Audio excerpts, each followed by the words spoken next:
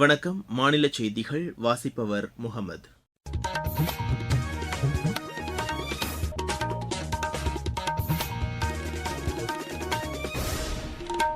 தலைப்புச் செய்திகள்.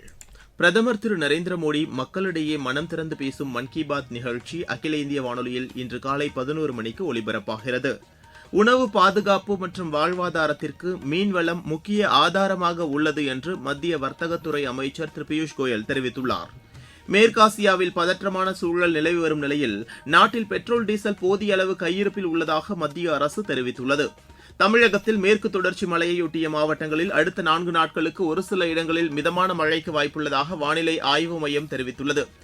IPL cricket போட்டியில் பெங்களூரு அணி 6 விக்கெட் வித்தியாசத்தில் ஹைதராபாத் அணியை வென்றது. இனி விரிவான செய்திகள். பிரதமர் திரு நரேந்திர மோடி மக்களிடையே மனம் திறந்து பேசும் மன் கி பாத் நிகழ்ச்சி அகில இந்திய வானொலியில் இன்று காலை 11 மணிக்கு ஒலிபரப்பாகிறது. நாட்டில் உள்ள அனைத்து வானொலி நிலையங்களும் இதனை அஞ்சல் செய்யும். பிரதமரின் உரை முடிந்தவுடன் அதன் தமிழாக்கத்தை சென்னை அகில இந்திய வானொலி ஒலிபரப்புகிறது. இது இரவு 8 மணிக்கு மறு ஒலிபரப்பும் செய்யப்படுகிறது. தமிழகம் மற்றும் புதுச்சேரியில் உள்ள அனைத்து வானொலி நிலையங்களும் இதனை அஞ்சல் செய்யும். இந்தியாவில் உணவு பாதுகாப்பு மற்றும் மக்களின் வாழ்வாதாரத்திற்கு மீன்வளம் முக்கிய ஆதாரமாக உள்ளது என்று மத்திய வர்த்தக மற்றும் தொழில்துறை அமைச்சர் திரு பியூஷ் கோயல் தெரிவித்துள்ளார். கேமரூனில் உலக வர்த்தக அமைப்பின் அமைச்சர்கள் நிலையிலான மாநாட்டில் கலந்து கொண்டு பேசிய அவர், நாட்டில் 90 லட்சம் மீனவர்கள் மீன்பிடி தொழிலில் ஈடுபட்டு வருவதாக கூறியுள்ளார். இதனிடையே அவர் வெளியிட்டுள்ள சமூக வலைதள பதிவில், ஆண்டுதோறும் மீன்பிடி தடைக்காலத்தை அமல்படுத்துவது உட்பட மீன்வளத்தை பாதுகாப்பதற்கான முயற்சிகள் தொடர்ந்து மேற்கொள்ளப்பட்டு வருவதாக தெரிவித்துள்ளார். விளிம்பு நிலை மக்களின் மேம்பாட்டை கருத்தில் கொண்டு மத்திய அரசு நடவடிக்கைகள் மேற்கொண்டு வருவதாக அவர் குறிப்பிட்டுள்ளார். இந்நிலையில் இந்த மாநாட்டின் இடையே மொசாம்பிக் நாட்டின் பொருளாதாரத்துறை அமைச்சருடன் அவர் பேச்சுவார்த்தை நடத்தினார். இந்த பேச்சுவார்த்தையின் போது இருதரப்பு வர்த்தகம் மற்றும் முதலீடுகளை அதிகரிப்பதற்கான வாய்ப்புகள் குறித்து விவாதித்ததாக திரு பியூஷ் கோயல் தெரிவித்துள்ளார். மேற்காசியாவில் பதற்றமான சூழல் நிலவி வரும் நிலையில் நாட்டில் பெட்ரோல் டீசல் போதிய அளவு கையிருப்பில் உள்ளதாக மத்திய அரசு தெரிவித்துள்ளது. புதுதில்லியில் நடைபெற்ற அமைச்சகங்களுக்கு இடையிலான கூட்டத்திற்கு பின் வெளியிடப்பட்ட அறிக்கையில், நேற்று ஒரே நாளில் 54 லட்சம் சமையல் எரிவாயு சிலிண்டர்கள் நாடு முழுவதும் விநியோகிக்கப்பட்டதாக தெரிவிக்கப்பட்டுள்ளது. எண்ணெய் சுத்திகரிப்பு நிலையங்களின் செயல்திறன் அதிகரிக்கப்பட்டுள்ளதாகவும் போதிய அளவு கச்சா எண்ணெய் கையிருப்பில் உள்ளதாகவும் அந்த அறிக்கை மேலும் தெரிவிக்கிறது. வர்த்தக பயன்பாட்டுக்கான சமையல் எரிவாயு ஒதுக்கீட்டை 70% அதிகரிக்கப்பட்டுள்ளதாகவும் அதில் தெரிவிக்கப்பட்டுள்ளது. வளைகுடா நாடுகளில் இருந்து இதுவரை 5 லட்சம் பயணிகள் இந்தியா திரும்பியுள்ளதாக அந்த அறிக்கை கூறுகிறது. ஈரான், இஸ்ரேல், ஈராக் நாடுகளில் உள்ள இந்தியர்கள் பிற நாடுகளில் இருந்து இந்தியா திரும்புவதற்கான நடவடிக்கைகள் மேற்கொள்ளப்பட்டுள்ளதாக மத்திய அரசு தெரிவித்துள்ளது. இதனிடையே மேற்காசிய நாடுகளில் உள்ள தூதரகங்கள் 24 மணி நேரமும் செயல்பட்டு வருவதாக அரசின் செய்திக்குறிப்பு தெரிவிக்கிறது. சட்டப்பேரவை தேர்தலையொட்டி அம்மா மக்கள் முன்னேற்ற கழகம் வேட்பாளர் பட்டியலை நேற்று வெளியிட்டது. இது தொடர்பாக அக்கட்சி வெளியிட்டுள்ள வேட்பாளர் பட்டியலில் திருச்சி மேற்கு தொகுதியில் திரு எம் ராஜசேகரன், பூந்தமல்லி தொகுதியில் திரு இரா சுந்தர்ராஜ், திருவையாறில் திரு வி கார்த்திகேயன் உள்ளிட்ட 11 வேட்பாளர்கள் இடம்பெற்றுள்ளனர். நீங்கள் கேட்டுக்கொண்டிருப்பது மாநில செய்தி அறிக்கை.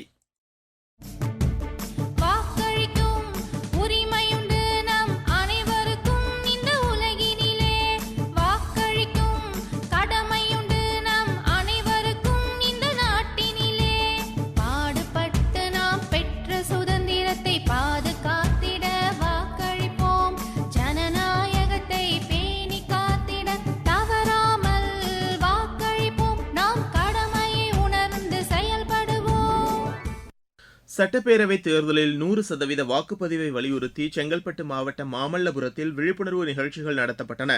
அம்மாவட்ட நிர்வாகம் சார்பில் ஏற்பாடு செய்யப்பட்ட விழிப்புணர்வு நிகழ்ச்சிகளில் பல்வேறு மாணவர்கள் பங்கேற்று வாக்களிக்க வேண்டியதன் அவசியத்தை கலை நிகழ்ச்சிகள் மூலம் வலியுறுத்தியதாக எமது செய்தியாளர் தெரிவிக்கிறார்.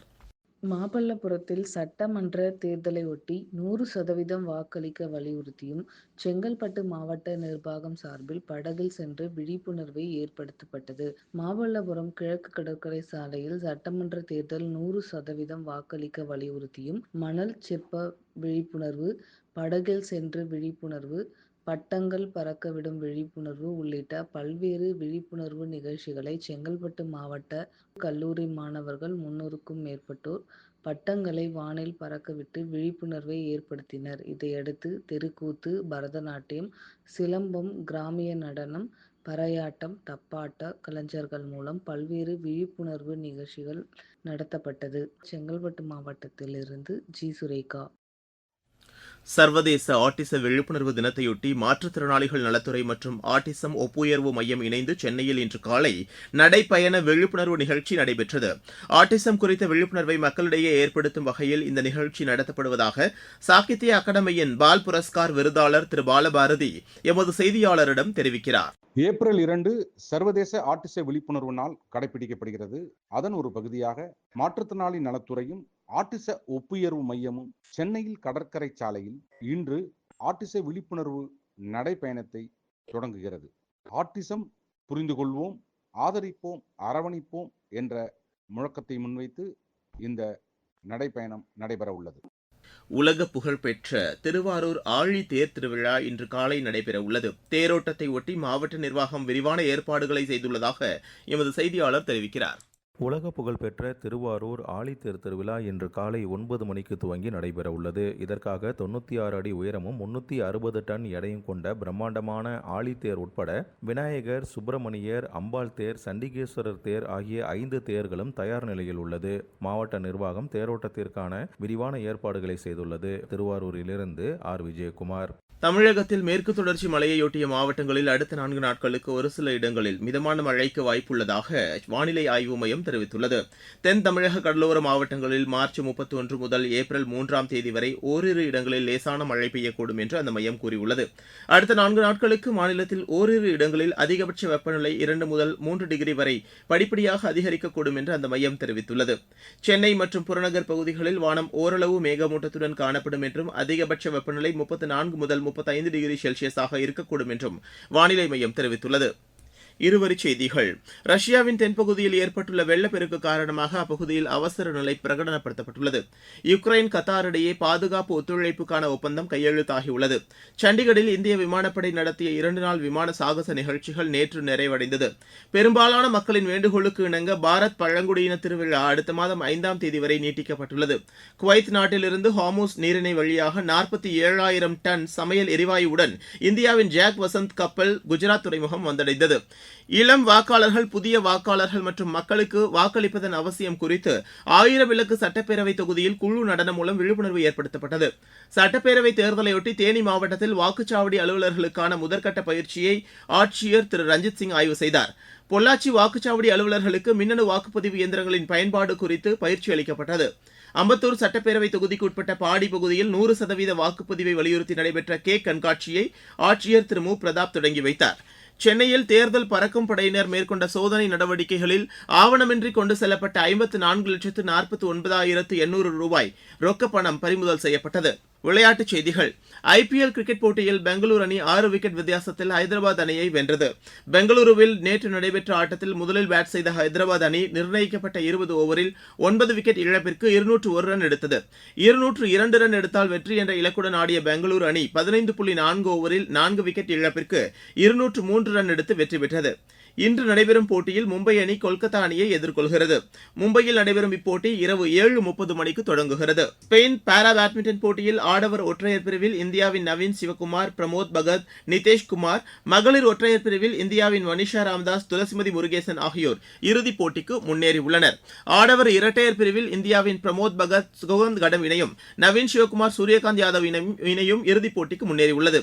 கலப்பு இரட்டையர் பிரிவில் இந்தியாவின் நிதேஷ்குமார், துளசிமதி முருகேசன் இணை, பிரமோத் பகத், மணிஷா ராமதாஸ் இணை இறுதிப் போட்டிக்கு முன்னேறியுள்ளது. மீண்டும் தலைப்புச் செய்திகள். பிரதமர் திரு நரேந்திர மோடி மக்களிடையே மனம் திறந்து பேசும் மன் கி பாத் நிகழ்ச்சி அகில இந்திய வானொலியில் இன்று காலை 11 மணிக்கு ஒலிபரப்பாகிறது. உணவு பாதுகாப்பு மற்றும் வாழ்வாதாரத்திற்கு மீன்வளம் முக்கிய ஆதாரமாக உள்ளது என்று மத்திய வர்த்தகத்துறை அமைச்சர் திரு பியூஷ் கோயல் தெரிவித்துள்ளார். மேற்காசியாவில் பதற்றமான சூழல் நிலை வரும் நிலையில் நாட்டில் பெட்ரோல், டீசல் போதிய அளவு கையிருப்பில் உள்ளதாக மத்திய அரசு தெரிவித்துள்ளது.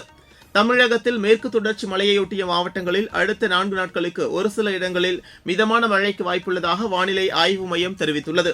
ஐபிஎல் கிரிக்கெட் போட்டியில் பெங்களூரு அணி 6 விக்கெட் வித்தியாசத்தில் ஹைதராபாத் அணியை வென்றது. இத்துடன் இந்த செய்தி அறிக்கை நிறைவடைகிறது.